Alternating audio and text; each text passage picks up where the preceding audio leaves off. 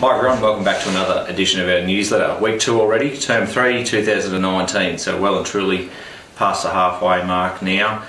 Great to see at the end of last semester some of the wonderful results of our students through their report cards.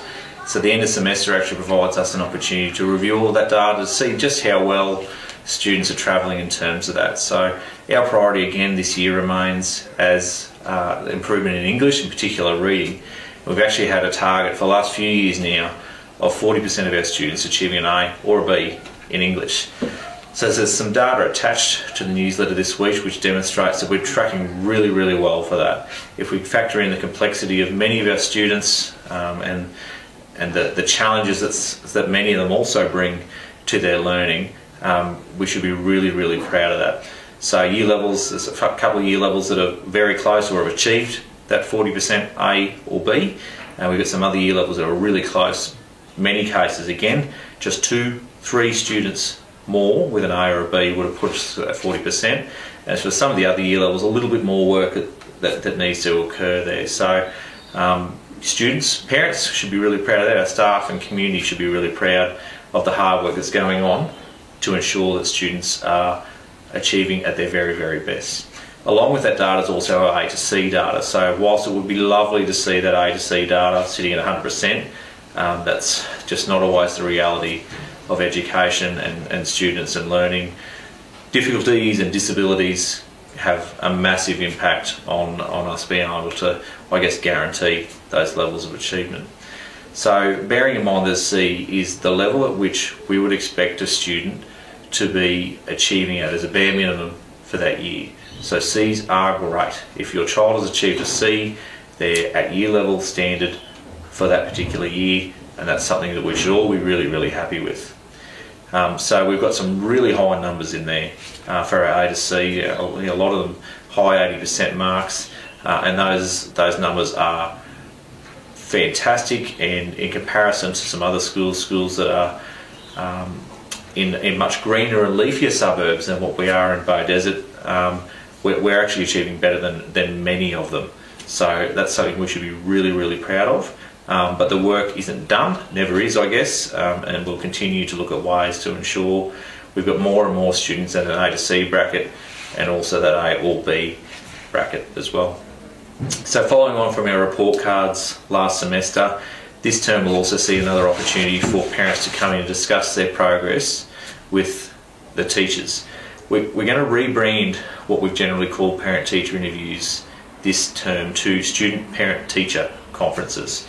So it's my firm belief that having students present at those has a much greater impact on them taking on that feedback and being able to improve their learning and in turn obviously achieve better results. So those will occur in week 7 this term, so a little bit later, which gives students and teachers the opportunity to do some more of that teaching following the end of semester, hopefully work on some of those things that we know that kids need to work on, and in turn them being able to produce some data, evidence, assessment pieces that show us that they are actually on track to improve those areas. So you'll get the information about that in about a month or so, and obviously we look forward to seeing lots of kids, their parents or carers present along to discuss their progress. And wonderful turnout last semester for that, and I'm expecting similar sort of numbers, if not better, again, and I guess engaging in that really important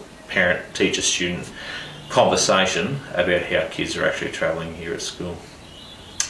In the next week, you'll also all receive some information about the annual student opinion, school opinion survey data collection as well. So some information will go home about an online login to the survey, which as in previous years provides you with an opportunity to tell us the things that we're doing well, and also to let us know about some of the things that we aren't doing so well that we can then in turn look at and look to make some improvements on. So a really important tool in the school year for us to be able to reflect on what's going well, what needs a bit more attention.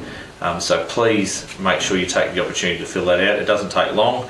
If you're having trouble gaining access to a device or a computer to do that, please just sing out and we'll make something available here for you to be able to complete that.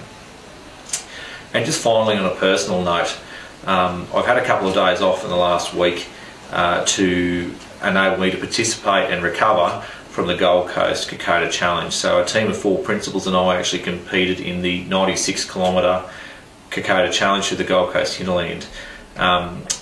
We set out to do that really with the premise of wanting to raise awareness of the importance of health and wellbeing for principals, but also for all of our staff here in schools. So we've been working pretty hard over the last 6 months or so to train and be ready for that, and try and get our bodies in a position where we'd be able to cope with a pretty gruelling 96-kilometre journey that needed to be finished in 39 hours. Our team managed to finish in 26 hours and 40 minutes. A couple of us carrying some nasty injuries from about the halfway point, but we still managed to tough it out, which is the reason that I wanted to, I guess, speak to all of you and hopefully students about this as well. That undoubtedly that was the toughest thing I've ever done physically, mentally and emotionally, but managed to find the courage, the strength, the endurance to get through those parts that were really, really tough. I constantly speak about this with students on assembly, or in one-on-one conversations that I might have with students, that sometimes the toughest things that we do really shape us as the sorts of people that we are. So students, parents, when you do find yourselves in those tough positions and just at the point that you think you've got no more, you've got nothing left, I can assure you that I've learned over the last few days that the body's always got a little more to give. It might hurt and it might not feel that comfortable, but pushing yourself just that little bit further will always get you another step closer to where you want to be. And when you do get there after going through those really tough times, the feeling that you have far outweighs any of those easy things that we do on a day-to-day basis. So faced with a challenge, step up, do your best, push yourself a little bit harder, and I can guarantee that you'll be really, really well rewarded. Another really important part of that journey for us was that the Kokoda Challenge actually raises money for the Kokoda Youth Foundation, which supports the leadership development of young people and provides them with opportunities to participate in that challenge and also the actual Kokoda Track Challenge overseas. So we were lucky enough to be sponsored and have a stack of donations to the point where we were able to raise $10,000 for that organisation. So we're pretty proud of that as 4 principals who thought it might have been a good idea to all of a sudden find ourselves in a position where we were one of the top 3 fundraisers for the event. So for those of you who sponsored us and supported us, I really do say thank you. It's going to make a massive difference to some young people and provide them with some wonderful opportunities to test themselves and develop their own leadership skills as well. So a bit sore and sorry at the moment, but I'll be fine in just a few days, I am sure. So thanks again. I hope you enjoyed this edition of our newsletter. I will see you in a couple of weeks' time. Thank you.